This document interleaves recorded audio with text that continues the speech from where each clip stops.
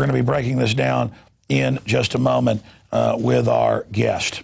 And with more on these globalist bureaucrats trying to set up their little eco-dictatorship, we're joined by Lord Christopher Monckton, the leading expert and champion of exposing this 21st century authoritarianism that looked invincible just 5 years ago, but is now flailing in its apparent death throes, but still clinging to life and still as dangerous as ever, unfortunately. And with him in Durban, South Africa, where they're having this conference, is Marc Morano of Climate Depot, the leading group here in the United States. And, of course, he's been an advisor to the Congress as well. Lord Monckton, of course, was one of the chief advisors to Margaret Thatcher. He's a journalist and researcher as well as an inventor. And, again, he joins us from this International Climate Court of Justice. Now, they have courts, and we must pay a price to the earth, which means paying money to Al Gore and others. Lord Monckton, thank you for joining us.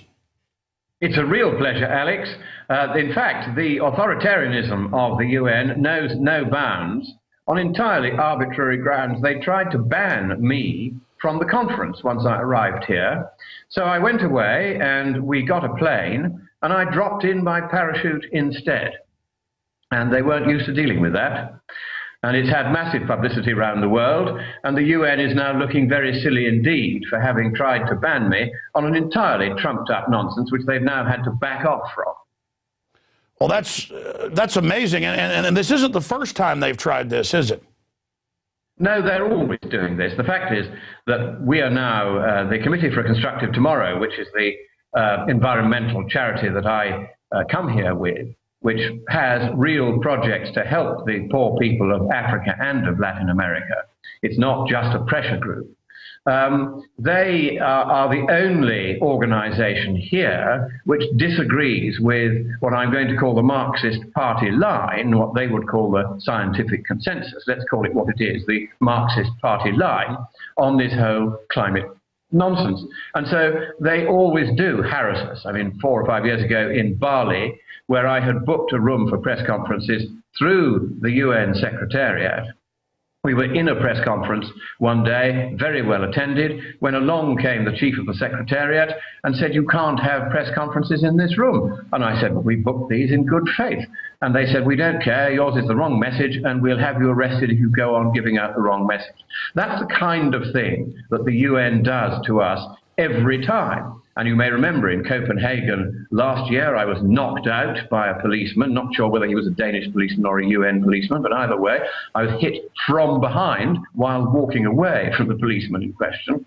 There's no doubt they do not like hearing home truths about how their little scientific scam and fraud is collapsing, and how even if they were right on the science, the near unanimous view in the peer-reviewed literature is that, economically speaking, it's better to sit back, enjoy the sunshine, and do nothing. But the real breaking news here at this conference, Alex, is the extraordinary story that in the 138-page document to which the UN's bureaucrats fondly think the various member states, all 194 of them, of the Framework Convention on Climate Change are going to agree, there are now provisions for protecting the rights, not of people, not of animals, not of plants, but of Mother Earth. We're now in straightforward, old-fashioned superstition territory now. The rights of Mother Earth, and they're going to be enforced against the West only by a new international climate court run by the UN with absolute power to order Western countries such as the United States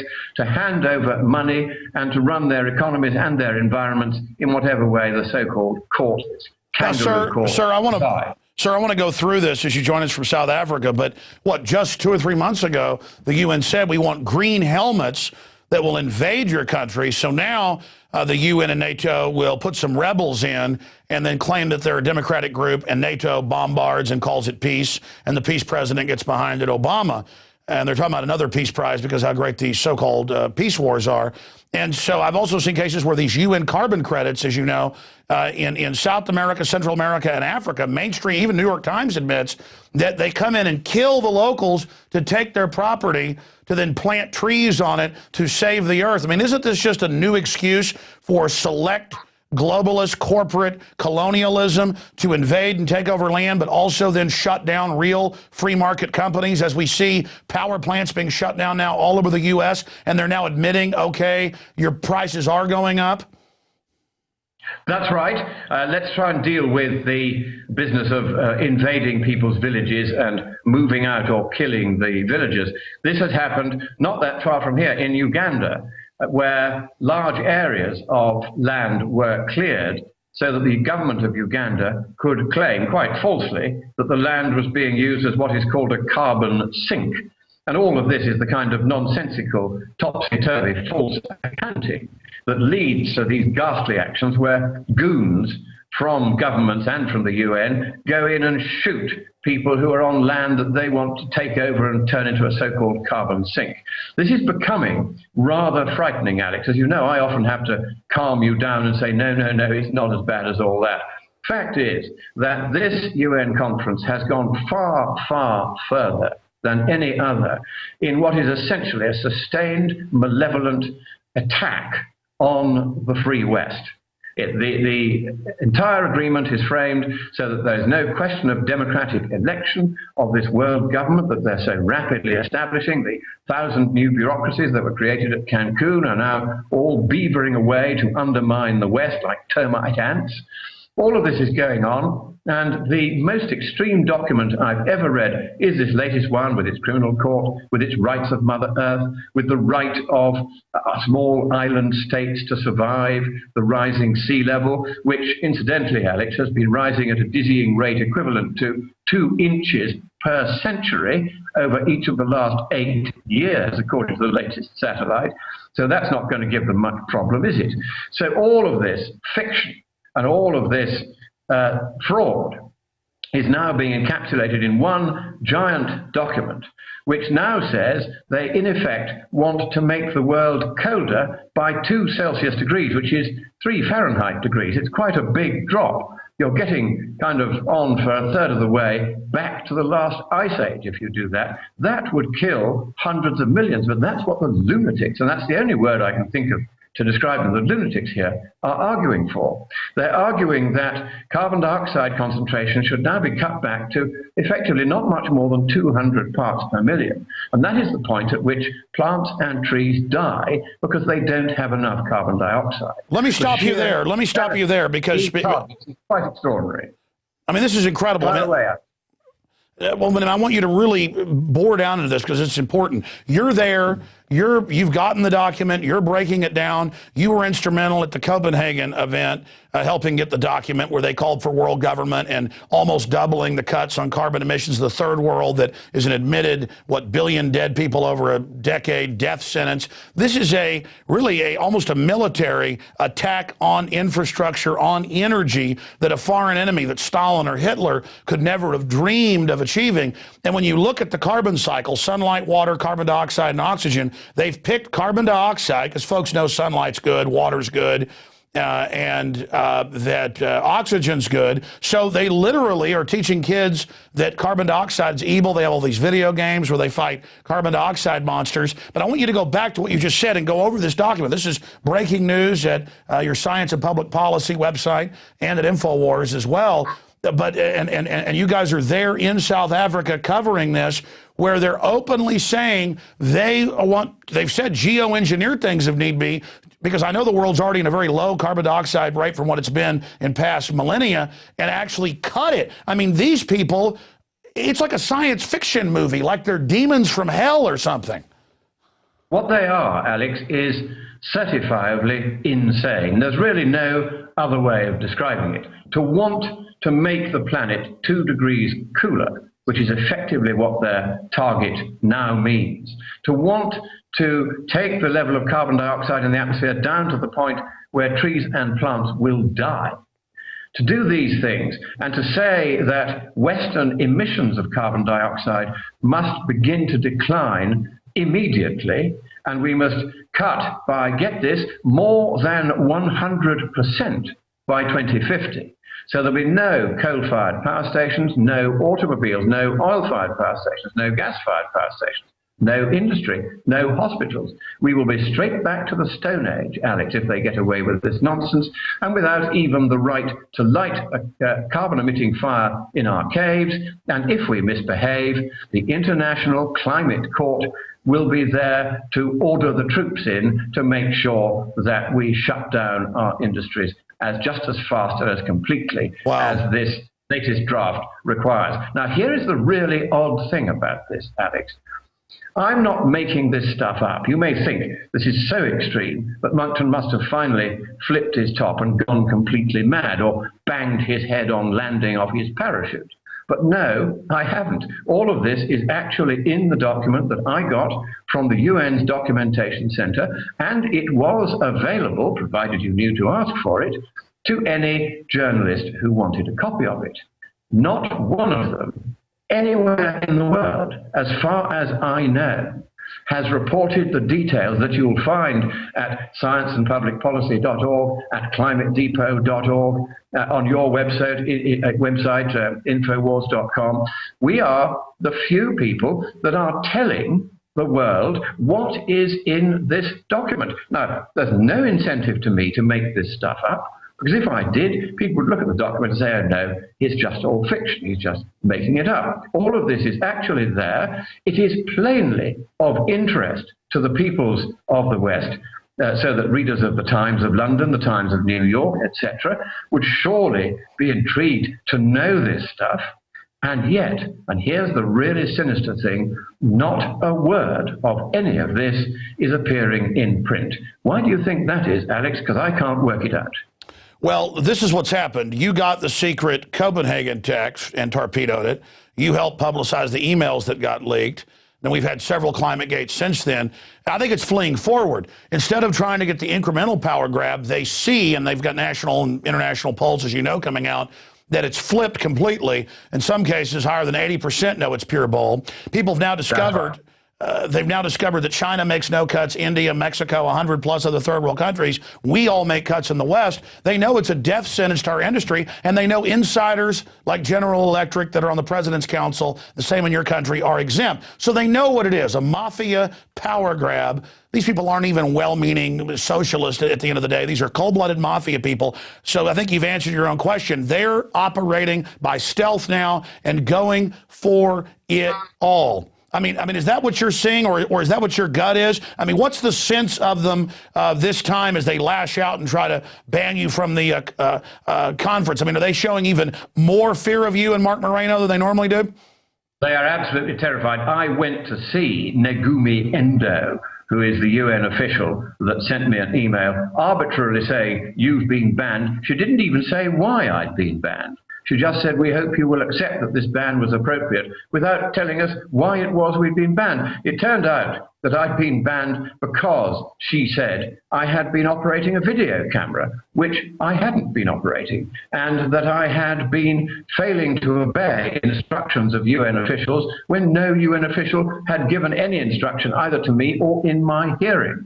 Likewise, they said I was harassing people, when in fact, in the end, when I said this is an outrage and I will have to go to court unless you at least withdraw that one, they backed off and said, okay, the allegation of harassment didn't have substance and wasn't pursued. The fact was the entire thing was simply made up because they knew that if I got into that conference, which of course eventually I did by threatening to go to the court of KwaZulu-Natal, the High Court, and get an order telling the UN to behave because they hadn't complied even with the most elementary principles of natural justice. They backed off pretty quick when I threatened to do that. So I got in, got this document, and wrote it up and got it out.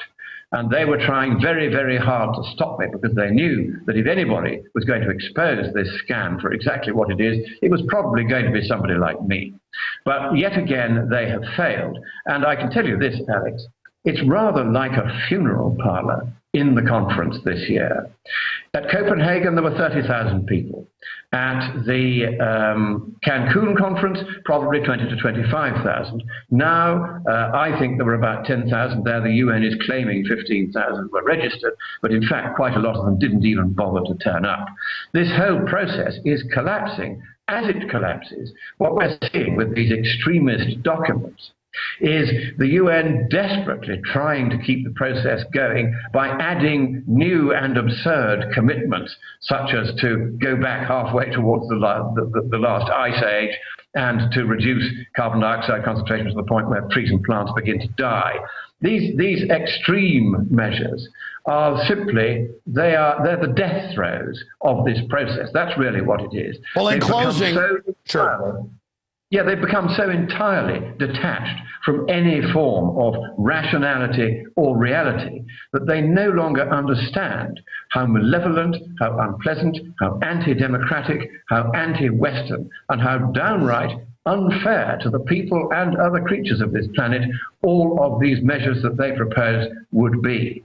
They have lost the plot, and I think the only thing we can do now, Alex, is to say that the UN and the UN Framework Convention on Climate Change must be closed down immediately, and all of the bureaucrats, over thousands and tens of thousands of bureaucrats, hundreds of thousands, and probably millions by now, living off the world's taxpayers, must all be kicked out and told to go and get a proper job. Absolutely. In closing, though, how do you expect them now to regroup and counterstrike? You predicted them with all these new fear-mongering announcements. Now they've had all these other climate gates, countless ones, frauds, confirmation of the previous frauds. I mean, their credibility is shot. But as you've said, tens of billions has been invested by the insider robber barons to try to consolidate power through their communist handmaidens. And so they're not going to go away. How do you expect them to reinvent themselves? Alex, that's a very good question about how they're going to try to keep this process going now that it's died on its feet here at Durban. And I think what they will do is they will, first of all, as usual, declare a success. They're going to negotiate all through the night. It's the usual tired public relations game plan. They will emerge tomorrow morning with their ties around their ears, stubble on their cheeks, and a wan smile on their faces, saying we've done it. But all they will do this time is simply have what they did at Bali, which is another so-called roadmap, which is a way of kicking bureaucratic procedures into the long grass for a few years, from which I think this time it will never emerge again. But they have a backup plan, which is the Rio Earth Summit, which is the 20th anniversary of the 1992 Rio Earth Summit. And this time I think they're going to try and put forward a binding treaty on biodiversity, which sounds all terribly gooey and friendly. And in that treaty on biodiversity, they will craftily bundle all the climate stuff in the hope that nobody will notice. However, UN bureaucrats and little Hitlers and dictators, I will be there in Rio, and don't you dare try to keep me out by lies and cheating the next time round. I will be reading every draft of this proposed treaty, and if there is any of the nonsense in it that there was in the draft which was to be considered by people here at Durban, then I will be exposing it all across the world yet again. After the Rio summit in July, there is then yet another of these annual conferences of the parties to the Framework Convention on Climate Change, scheduled for Qatar in December of next year. And I don't think that very many people will be going to that at all. They'll be lucky to get 5,000 at that. And I think this process is now dying on its feet as the science collapses. The economics has never been there. The vast majority of economic opinion says it's much better to do nothing than to try to prevent global warming by taxing, trading, regulating, reducing, or replacing CO2. And so I think that the scare is now pretty much over. And the next thing that I will be arranging is to make sure that certain bogus scientists and bogus UN officials who have clearly committed specific frauds, scientific and economic frauds, as part of this so-called process, will be reported to the police in their respective countries. We've got a whole project now to do this, and we will be sending these people for trial, and we hope that the judges, on hearing just what they've been up to, will send those who are guilty of fraud to jail. Well, Lord Monckton, let me stop you briefly, because that was my final question before we thank you for being with us, and talk to Marc Morano, who's there working with you, and get his expert perspective integrated with yours, is that people see it as, extreme or aggressive to call for the jailing of these people, but your estimates are well researched, and I've seen other mainline estimates. If you cut the carbon by the levels they talked about in Copenhagen, and as I've read over this new document, it's even more draconian in their flight forward. We're talking conservatively, as you've documented, 1 billion deaths. This is bigger than Hitler, Stalin, Mao, and all other 20th century mass murder combined by an order of 3 or 4 times conservatively.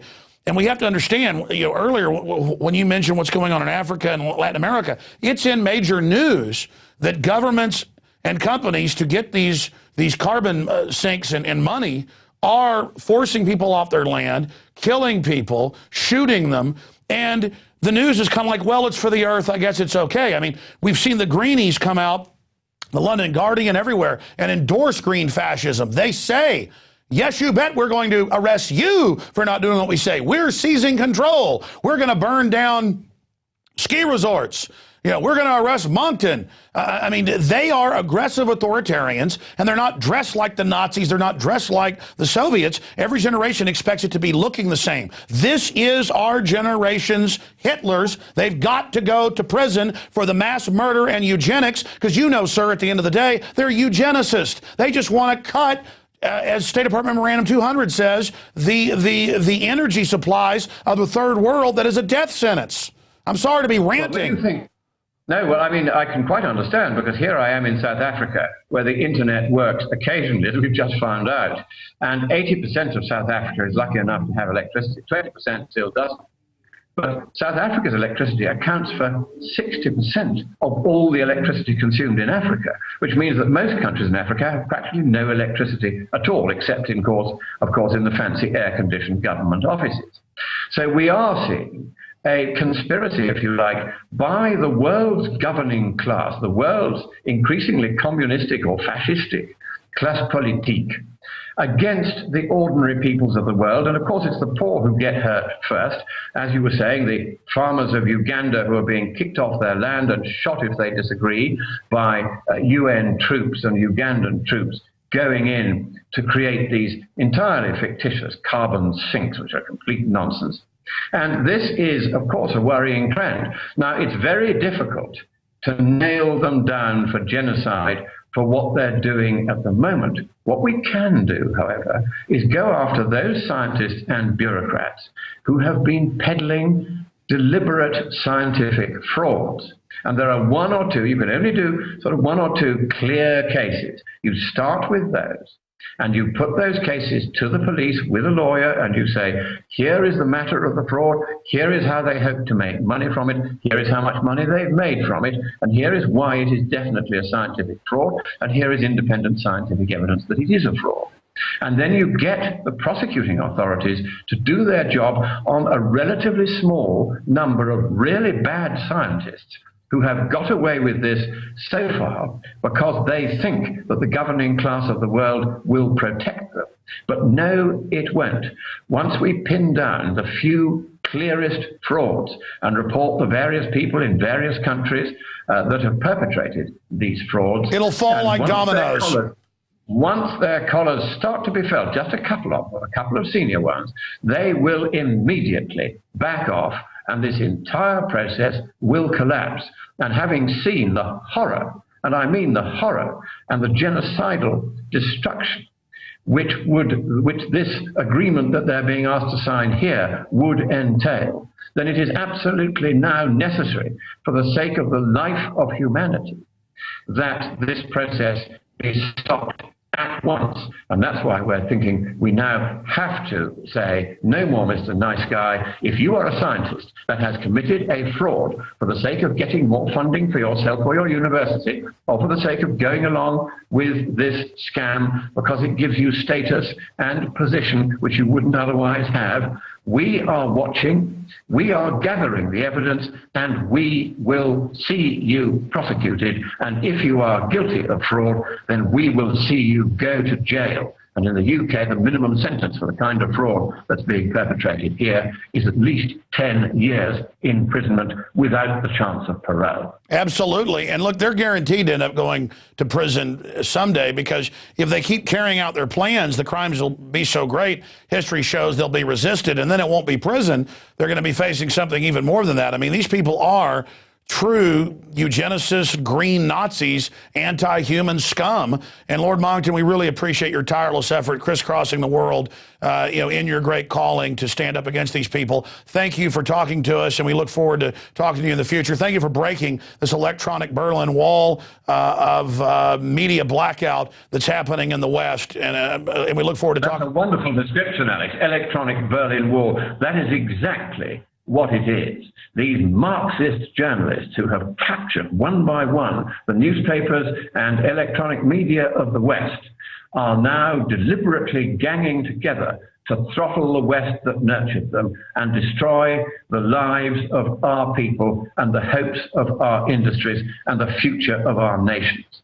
And we must, as you rightly say, fight and fight and fight again to save the rationality and reason and cheerful chaos of the free market and the prosperity of the West and the democracy, which we have until now been fortunate to be able to take for granted. So God bless you, Alex. I'm going to hand you over now to Marc Morano. Thank you so much, Lord Monckton. Wow, it is good to know that those guys are over there fighting, because we wouldn't even have this information if they didn't go to every one of these conferences and be basically poked and prodded and abused by the miscreant security forces of these people. Again, they're there in the same conference room. Marc Morano is now coming over via the wonders of the internet and joining us via Skype from Durban, South Africa, to give us a breakdown from his perspective on exactly what's happening there. But again, this is a news blackout on this, the most draconian. You can read it at Infowars.com, ClimateDepot.com, scienceandpublicpolicy.org, the document that reads like something out of a science fiction movie if you want to seize total control. And now for a quick interview with Marc Morano as well. I know it's late at night over there, Marc. Thank you for joining us, and thank you for breaking this blackout, this electronic Berlin Wall. Thank you. You're back in the nest of authoritarian control freaks. What's it like? Well, as Maxwell Smart used to say, we're living in danger every minute. We're being blacked out, threatened by security, threatened to be thrown out, threatened violence, but we're loving every minute of it.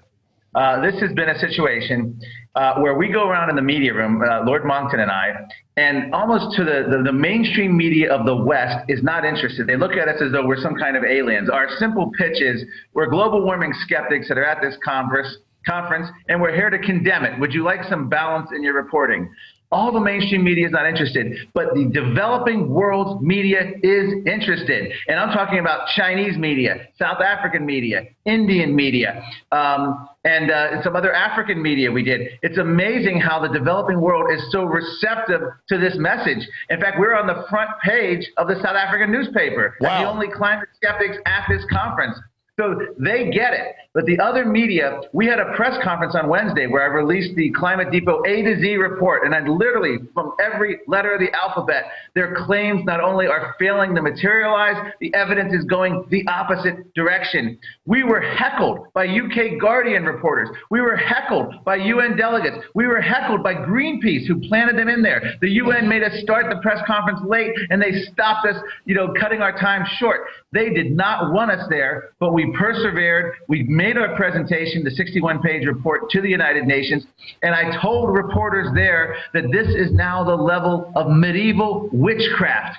Everywhere you look at the UN, it says more floods, more drought, more tornadoes, more hurricanes, and they all say we must act to stop this. They actually believe, like the Aztecs, that we can slaughter people and have acts of legislation to change the weather. The UN has reduced itself to medieval witchcraft at this point, where they're claiming they can control the weather. This is the most bizarre conference of all of them that I've attended. They've really morphed into we can control the weather now. It's not even really that much about global temperatures anymore. Well, yeah, they teach school children there shouldn't even be seasons now, and they cry whenever they see housing developments. I have family this has happened to. They say they're murdering the bunny rabbits. I mean, it's incredible brainwashing. Now, I was talking to Lord Monckton, obviously, a few minutes ago, who's there with you, and he was describing this as violent death throes. Do you concur with that analysis? And what's the overall spirit of these people?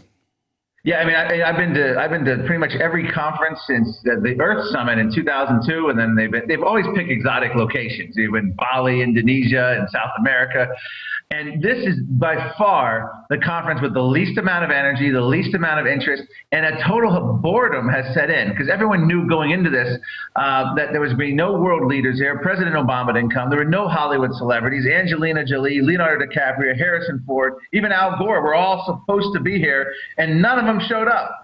And this is just, it's in the death throes. And I think what's happening now is a retooling of this entire environmental thrust.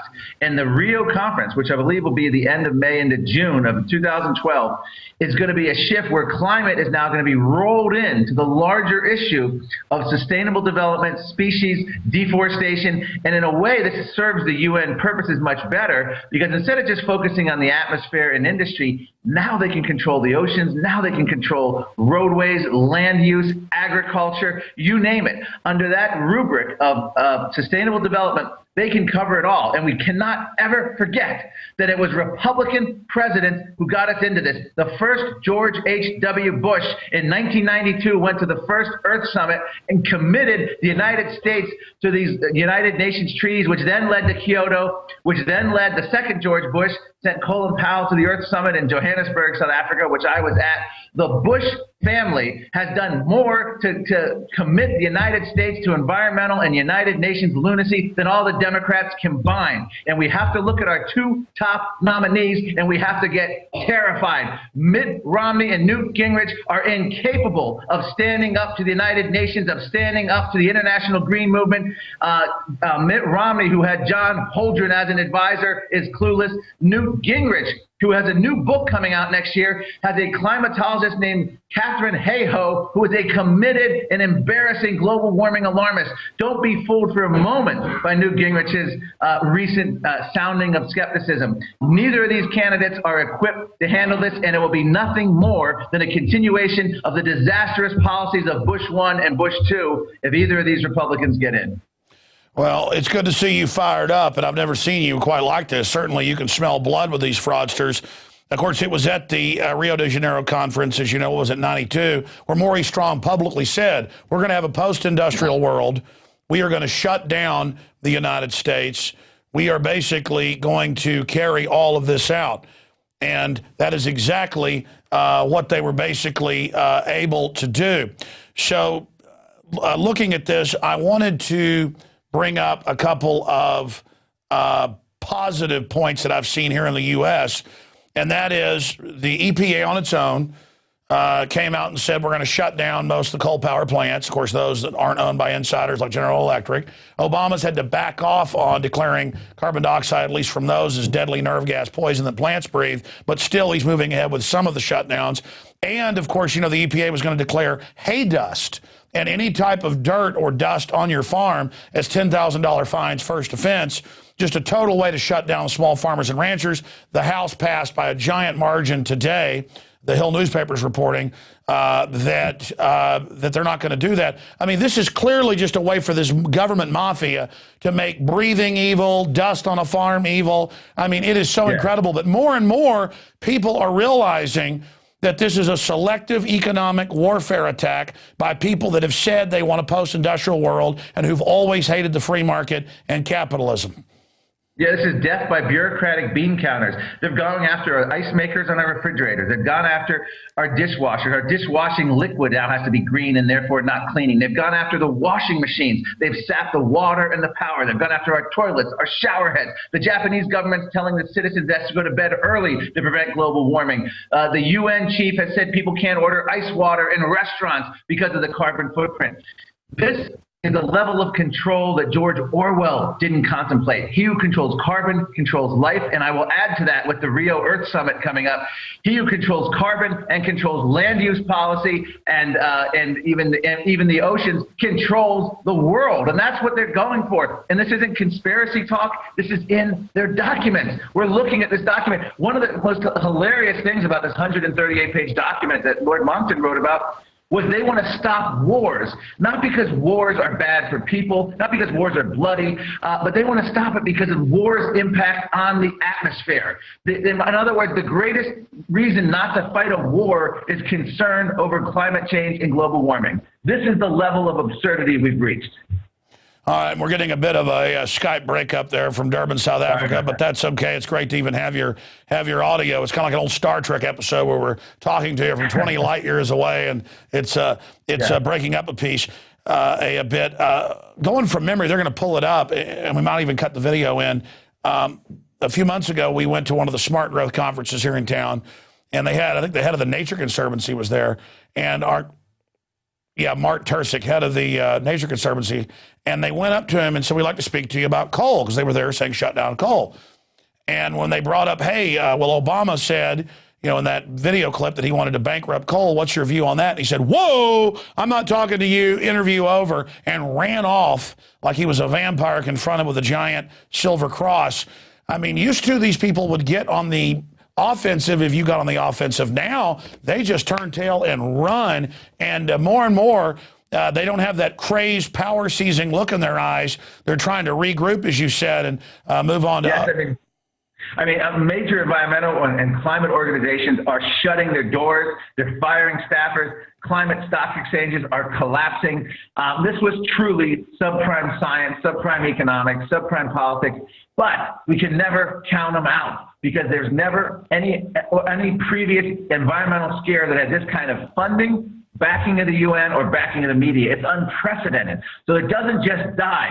And the head of the UN, Rajendra Pachauri, of the climate panel, is on record as saying global warming is but a symptom of a larger problem, and that larger problem is sustainable development and species extinction. They're already on record as doing the great shift. So I think what's going to happen is they're going to regroup. Climate's not going to go away, but it's going to be part of a larger picture where they're going to go after every conceivable way that human beings interact. And as the former co-founder of Greenpeace, Patrick Morris, said, the modern environmental movement today is the most anti-human agenda that we have. We have, at the UN conference, they had torches, solar torches they were trying to peddle for sub-Saharan Africa. People living in huts made of dung aren't offered coal-fired power plants, which Obama and other environmentalists prevent, but they're offered solar panels, solar torches to read by at night. This is the perverse way, and there are actually people like Governor Brown in California who believe the developing world can't develop. The environmentalists tell them they can't have what we have. Darn, they missed it, but we've already raped the earth, and they can't rape it either. They can't make it. Well, look, you've been studying this as long as I have, but I've read all their literature. We've got hundreds of their books that I've read, Aaron Dykes has read here in our office in the last decade. I've made films on it. The lower level people mean well or useful idiots like supporters of Lenin and Stalin or Hitler.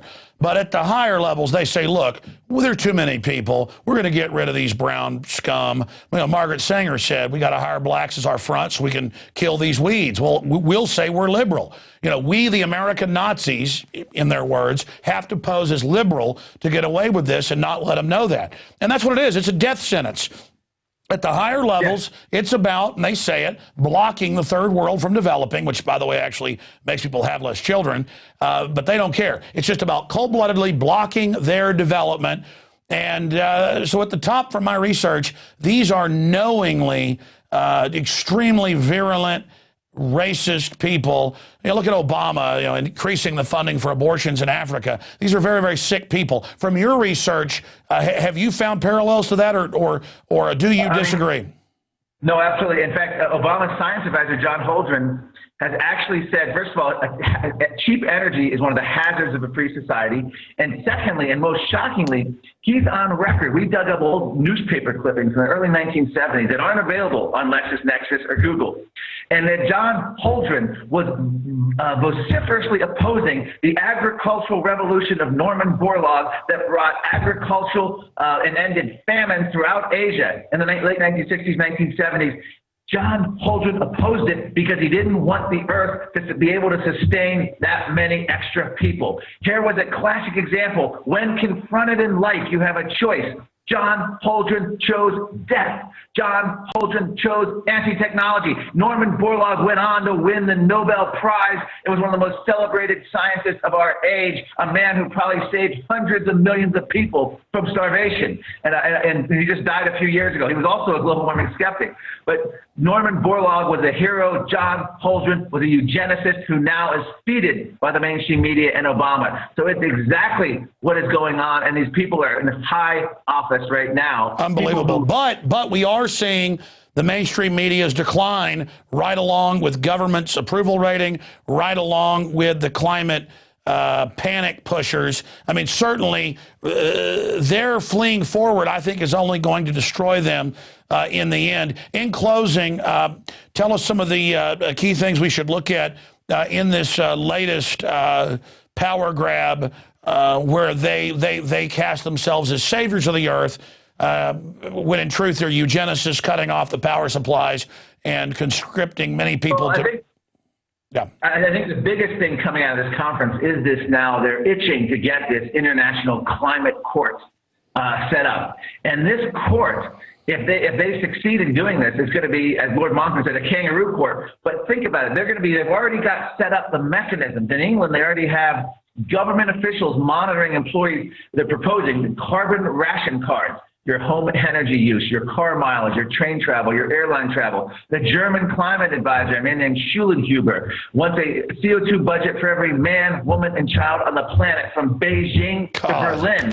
So all we have to do is the UN Climate Court will then monitor all these things. Nancy Pelosi went to China and said, we need a complete inventory on every aspect of our lives in order to fight global warming. Well, those inventories they're talking about, and they're doing this now, the EPA is trying to do with industry, carbon emissions. They're trying everything's got to be, we're seeing this in South Africa, some of the industries are actually giving them the rope to hang themselves with and doing voluntary reporting on their CO2 emissions. Oh, I know. People put these carbon indulgent stickers on their cars. I give Al Gore money. I'm allowed to drive. I'm loving. I'm good. I mean, they're just total useful idiots. And as this continues, Mark, it's just so frightening to see these criminals casting themselves as our saviors. But it's great to hear you reporting that the worm is certainly turning on these guys. People should go read your reports and read the document for themselves, because it just looks like they're going for everything right now in a desperate attempt. I look forward to speaking to you when you get back with your final reports sometime next week. Marc Morano, thank you so much, and be safe, because these are some very wicked people. They are. Thank you very much, Alex. Enjoyed it. Thank you, and say bye to Lord Monckton for me.